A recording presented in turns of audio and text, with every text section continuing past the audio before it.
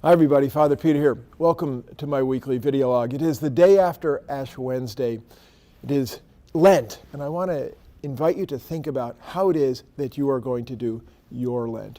You know, the Book of Common Prayer invites us to Lent by saying, "Dear people of God," the early Christians, and it goes on to say that we are to have a season of penitence and fasting in preparation for the passion and resurrection of our Lord.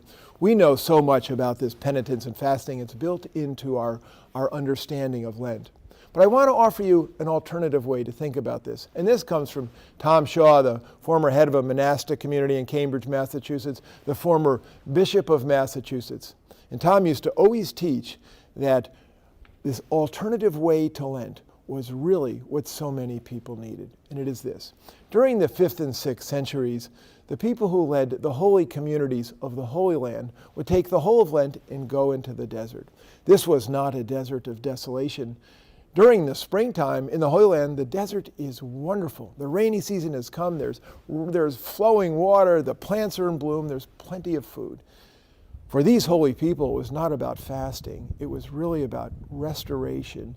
It was about putting down the burdens of their daily lives so they could come back to themselves. They could come back to their God. They could feel, as we might say in our current parlance, they could feel rebooted.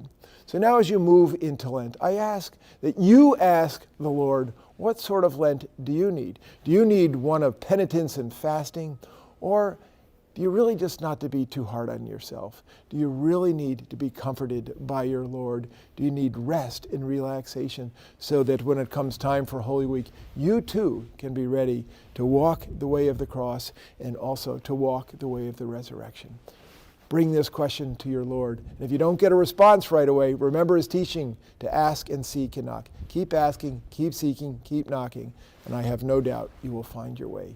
Peace be with you. God bless you. Take care on this snowy day.